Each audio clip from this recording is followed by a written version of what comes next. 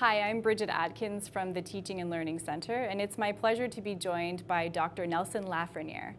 Nelson, can you please share a bit about yourself? As you said, my name is Nelson Lafrenière, and I am from a small town in Northern Ontario called Chapleau. And I'm an associate teaching professor here at UOIT in the Faculty of Science, and I am a member of the forensic science team, where I teach a variety of courses, including introductory forensic science, forensic chemistry, and fire investigation. So who or what inspired you to get into this field? My PhD's in chemistry. During my undergrad, I actually didn't like chemistry a lot, so I did my undergraduate degree in forensic science at Laurentian University, and it was equal parts sort of biology, chemistry, and anthropology. And then in my fourth year, I did an undergraduate thesis in the forensic toxicology laboratory there under Professor James Watterson. And I had a lot of fun. I dosed rats with fentanyl and we analyzed their skeletal tissue, so it was a lot of fun. And he suggested, he's a former U of T grad as well, and he suggested the chemistry program there. And so I checked it out, I thought it was interesting, and I applied and I got in. And when I sort of did my PhD, I didn't really like teaching when I first started, so I didn't get a lot of chance to do teaching. And near the end of my PhD, it was suggested to me that I might need some experience explaining the basics. And so when I started to TA, I found I really liked it.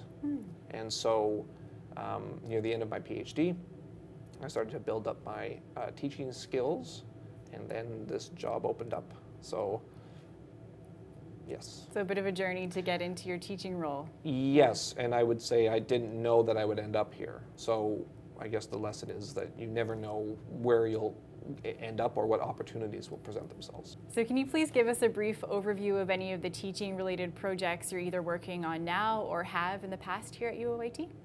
Sure. So last year, the forensic science team introduced a new course, a new fourth-year course called Fire Investigation. And so as part of that course, a colleague and I, or a colleague of mine, Kimberly Nugent, and myself applied for and received a Teaching Innovation Fund grant. And the idea was we were going to develop some online learning modules for our students. And so we had the opportunity to visit the Fire and Emergency Services Training Institute out in Mississauga. So it's a FESTI facility where they train firefighters and emergency response teams. And we were able to do a few burns. And so we brought the TLC film crew out with us, and we were able to film a variety of things. We filmed few pool fires, large amounts of fuel that they backed like a tanker in, and they put a bunch of fuel to see what happened. We burned some rooms, a few fake rooms that they set up, and we burned a vehicle. So we filmed all that footage. And the idea is to combine that footage with some narration by our collaborator at FESTI, Captain Randy Fleming, to make these sort of online learning modules to better illustrate for our students the concepts like fire dynamics, fire suppression that we discuss in class. Wow. Can you kind of speak to what you see as being the most interesting aspects or possibilities enabled by that sort of project? So two major things I found that this project is going to hopefully accomplish. The first is that I want our students to have a better appreciation for the chaotic sort of nature of fire. So there's a lot of aspects to fire that, I mean, I can talk all day about fire dynamics and how a fire evolves, but then seeing it is different than me talking about it. Right. And as so this is a newer course, and the class sizes are going to get larger as more people take it. You know, we can't take them to FESTI and do a burn every year. So having that footage and having that experience, I think will go a long way to helping them appreciate the real world. And the second interesting aspect was we were able to do some research while we were there for an undergraduate research project. And so we threw in some samples into those burns and with some biological fluid on them in order to assess the recovery of biological evidence. Wow, so your undergraduate students were involved in that particular research project as well? Yes, Yeah. yes. It's nice to get them involved whenever we get an opportunity like this. So a few different interesting possibilities were enabled by your TIFF project. Yes, Yeah. and we're looking forward to completing that shortly. So what does good teaching mean to you? So the term good teaching means a few different things to me. First and foremost is the phrase know your audience, which resonates with me.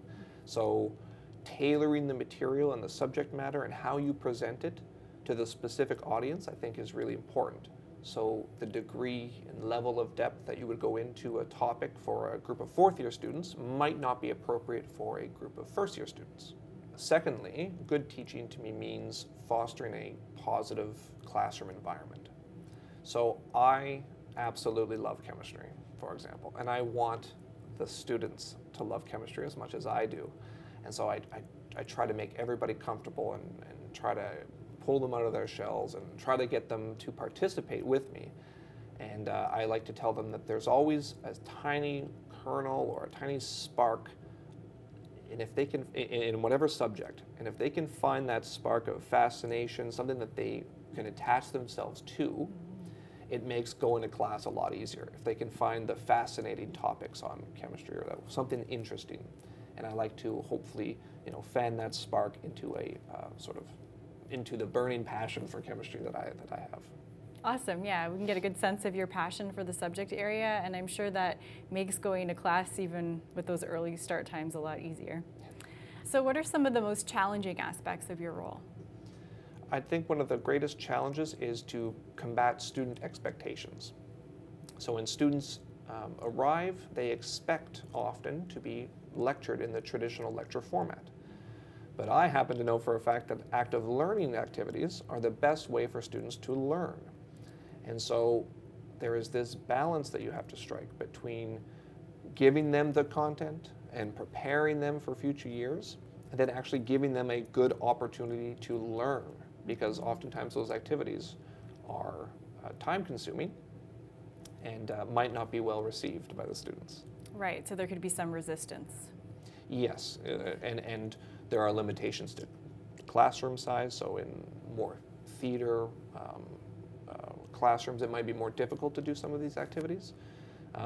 But if you're going to incorporate them, certainly setting out expectations early is important. Good point.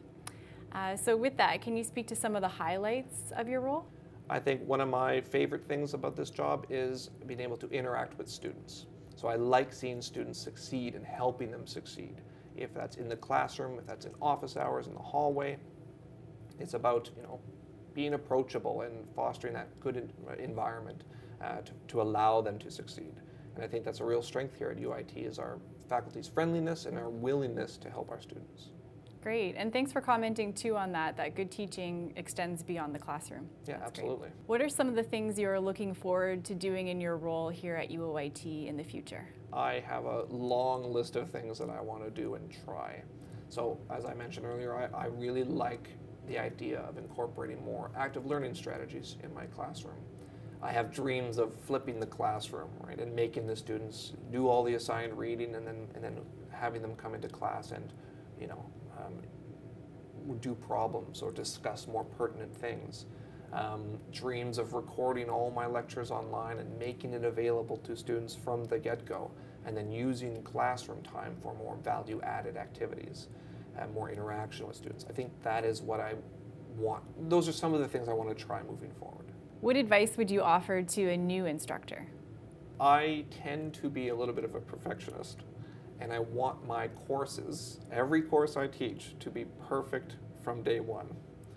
And so even though I'm relatively short into my career as a teacher, some of the best pieces of advice I've ever received was third time's the charm. And the idea that you're not going to get everything right the first time, and it might take 3 times through a course to really get a handle on it. I think that is a good piece of advice I received. And the second piece of advice I received that is sort of related is it's important to keep a master list of what worked and what didn't work for not only each course, but for each lecture, because semesters can be pretty busy and run away on you. And so it's important to make note of those things at the time so that you can hopefully chip away and make those changes in the future. Great advice. I think it's so key that you're commenting on the importance of reflection for any teacher, and also to be kind to yourself in any teaching role, and that with time it gets better and better. So that's great. Thank you. Thank you, Dr. Lafrenière, for taking the time to talk about your role here at UOIT and share some of your insights and advice. It's greatly appreciated. Thank you very much. It was a pleasure.